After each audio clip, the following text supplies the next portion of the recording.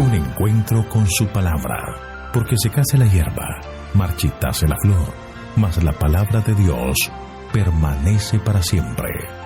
Con ustedes, el doctor José Ricardo Arias Quintero.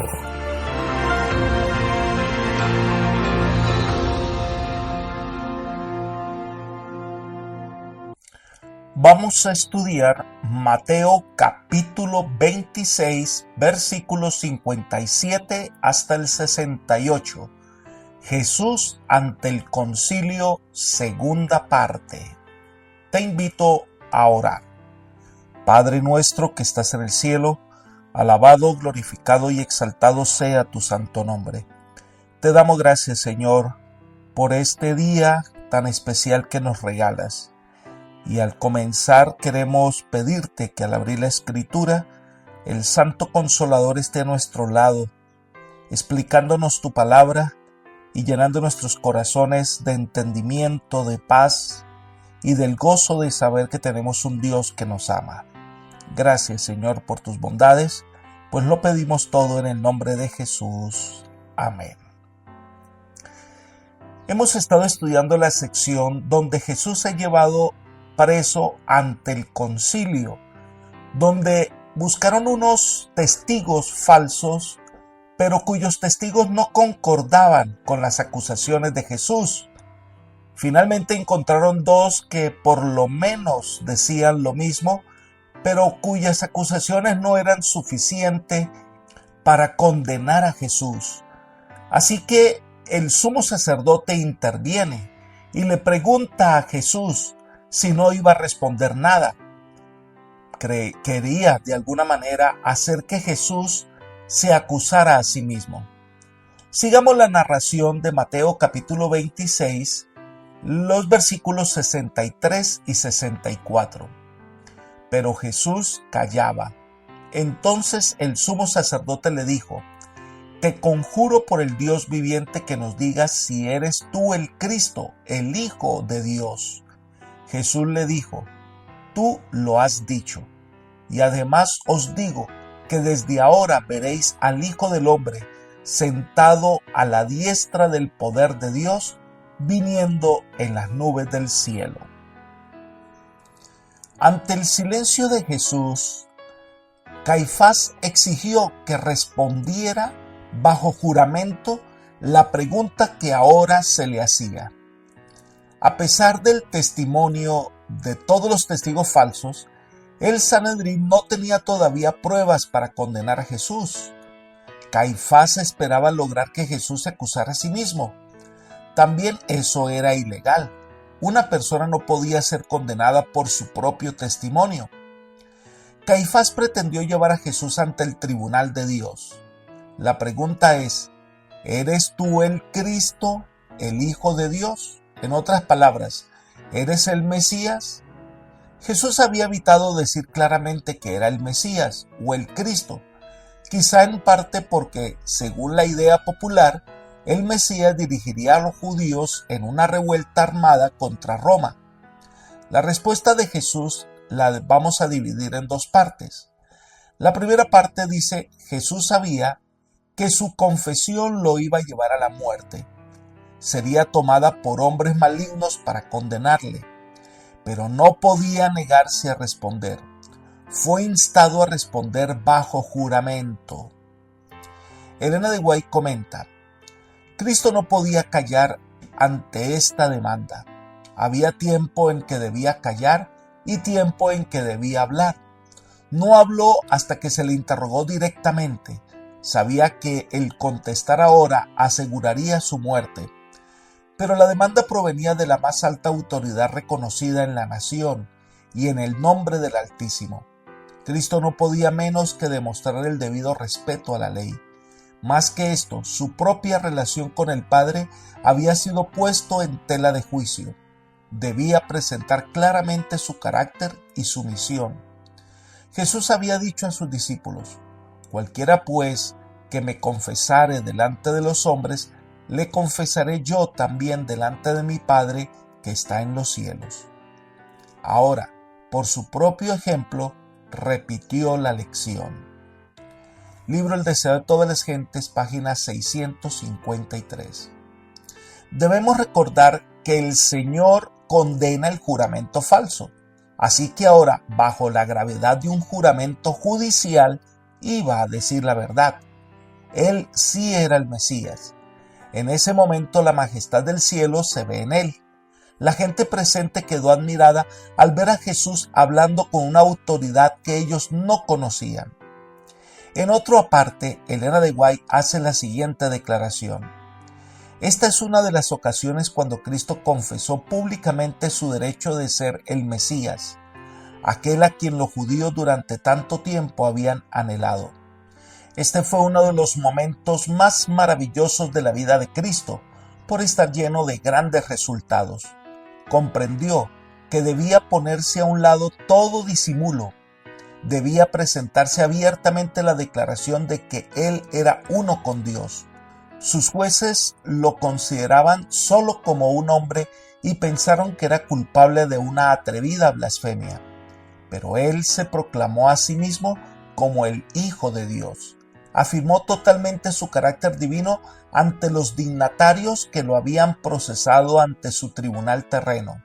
Sus palabras pronunciadas con calma, pero con poder consciente, demostraban que reclamaba para sí las prerrogativas del Hijo de Dios. Manuscritos 111 del año 1897.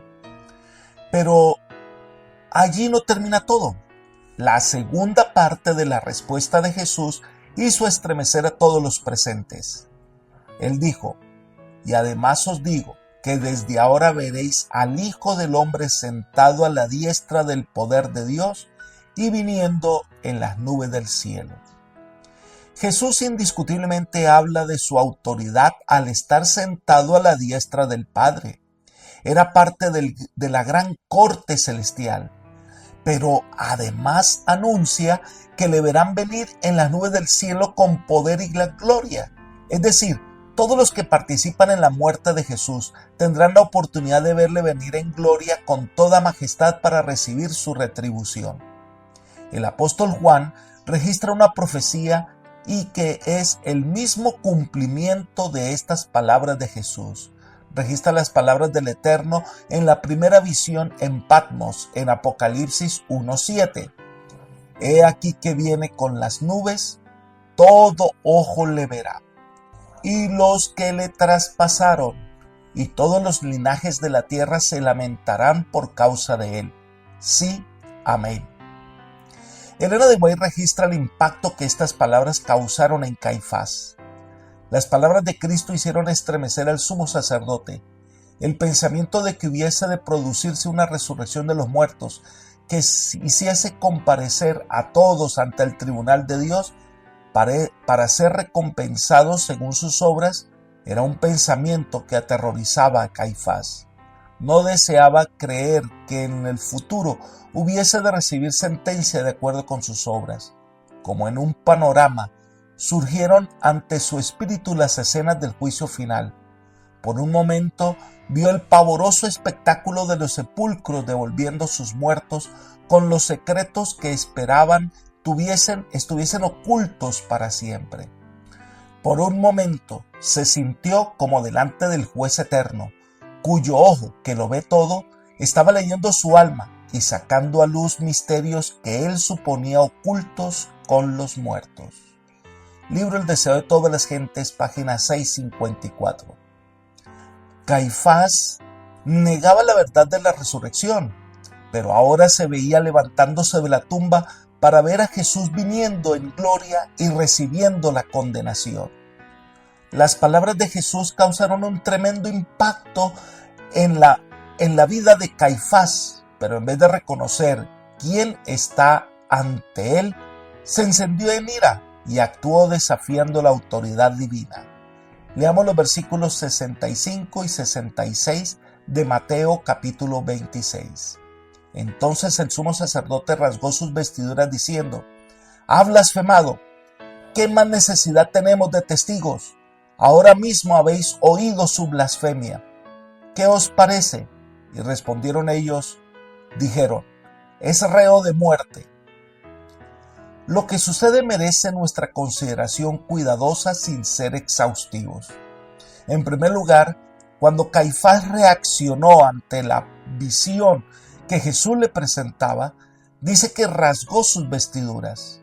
Esto lo hizo en señal de estar dominado por una santa indignación, por lo que consideraba como una blasfemia.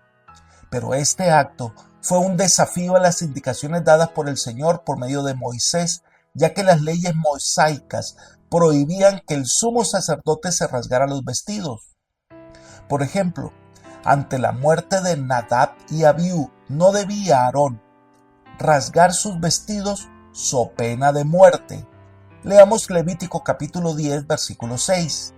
Entonces Moisés dijo a Aarón y a sus hijos Eleazar e Itamar: no descubriréis vuestras cabezas ni rasguéis vuestros vestidos en señal de duelo, para que no muráis, ni se levante la ira sobre toda la congregación.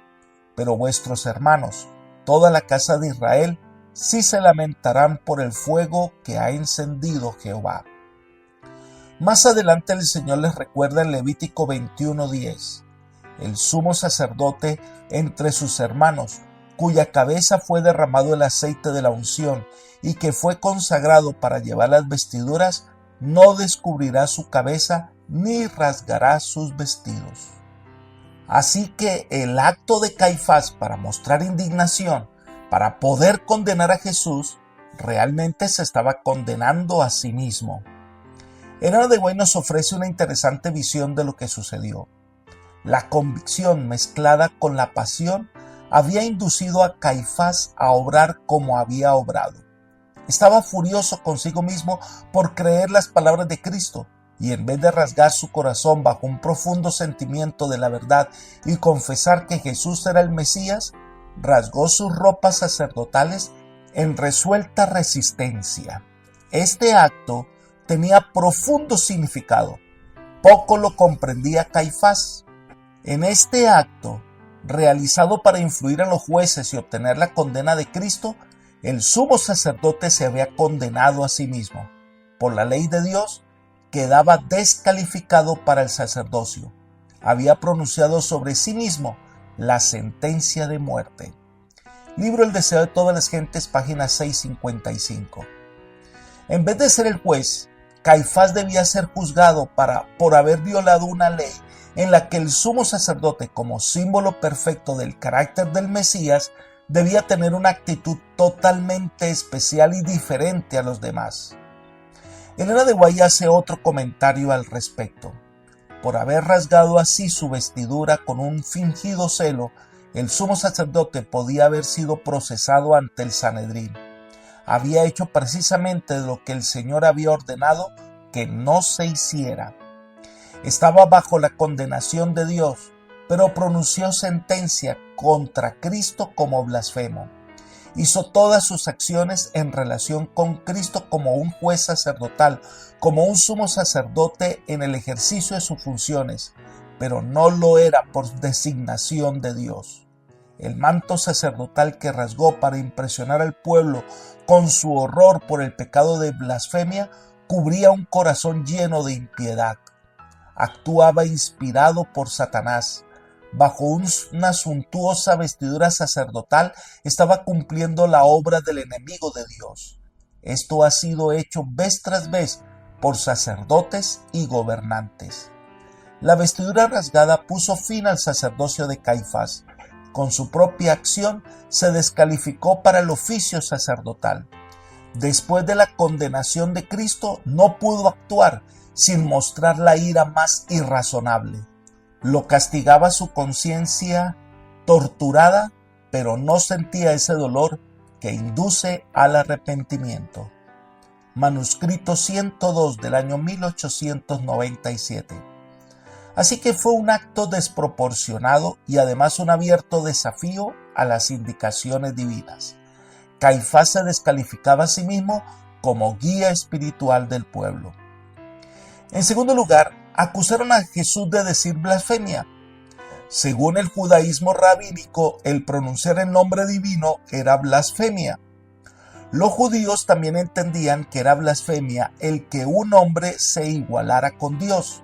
Anteriormente, habían declarado que Jesús pronunciaba la blasfemia cuando decía que era hijo de Dios o cuando perdonaba pecados. El asunto es que Caifás se negaba a aceptar que Jesús de Nazaret fuera diferente de cualquier otro hombre. Si hubiera sido solo un hombre, habría sido blasfemia. Bajo juramento, Jesús había afirmado que era el Mesías y había permitido que se lo designara como Hijo de Dios. El asunto es que Jesús sí era el Hijo de Dios y había dado todas las evidencias claras de su mesianismo. Pero ellos, enceguecidos, no quisieron aceptar a Jesús, no le recibieron como el Salvador. En tercer lugar, entonces Caifás le pregunta al concilio: ¿qué os parece? En otras palabras, Caifás pidió la votación de los miembros del Sanedrín acerca de esta acusación. Pidió que como jueces del más alto tribunal del país dieran su veredicto. Era en la noche, era un acto ilegal. Es verdad que la blasfemia descarada daba como resultado la muerte del blasfemo, pero Jesús no decía nada que fuera mentira. Él era el Hijo de Dios. Por lo tanto, podía ser rechazado, pero no condenado a muerte. Elena de White comenta: el Sanedrín había declarado a Jesús digno de muerte, pero era contrario a la ley judaica juzgar a un preso de noche. Un fallo legal no podía pronunciarse sino a la luz del día y ante una sesión plenaria del concilio. No obstante esto, el Salvador fue tratado como un criminal condenado y entregado para ser ultrajado por los más bajos y viles de la especie humana. Libro El deseo de todas las gentes, página 656. Recordemos que aquellos sacerdotes o fariseos que habían simpatizado con Jesús no los invitaron porque no querían que se estropeara el plan de lo que hacía el juicio ilegal y parcial. Sin el debido proceso, sin que nadie lo defendiera, Jesús estaba solo. Entonces dice que Jesús fue entregado para ser ultrajado, versículos 67 y 68. Entonces lo escupieron en el rostro y le dieron puñetazos, y otros lo abofeteaban diciendo: «Profetízanos, Cristo, ¿quién es el que te golpeó?». Ante las acusaciones que le hicieron a Jesús, y al ver cómo fue tratado Jesús, los soldados y el populacho se sintieron en libertad de tratar a Jesús de manera cruel. Elena de White comenta: el populacho ignorante había visto la crueldad con que había sido tratado ante el concilio y por tanto se tomó la libertad de manifestar todos los elementos satánicos de su naturaleza. La misma nobleza y el porte divino de Cristo lo enfurecían. Su mansedumbre, su inocencia y su majestuosa paciencia lo llenaban de un odio satánico. Pisoteaba la misericordia y la justicia. Nunca fue tratado un criminal en forma tan inhumana como lo fue el Hijo de Dios. Libro El deseo de todas las gentes, página 656. Apreciado amigo y hermano, recordemos que Jesús vino a morir por el hombre para que el hombre pudiera vivir, y el hombre, beneficiado de la bondad divina, beneficiado de su amor, lo trata de manera cruel, rechazándolo y golpeándolo. Los ángeles del cielo vieron con horror la manera en que Jesús era tratado. Un solo gesto de Jesús bastaba para que poderosos ángeles hubieran descendido y se hubieran llevado a Jesús, y el hombre quedaría abandonado a su suerte. Pero Jesús, como oveja, se entregó para ser sacrificado en nuestro lugar. Grande es el amor de Dios. Por eso la invitación es que hoy entregues tu vida a Jesús y puedas seguirle de corazón, porque Dios lo dio todo por ti y por mí. Que el Señor te bendiga y te guarde y te guíe por sendas de paz, es mi oración por ti. Amén.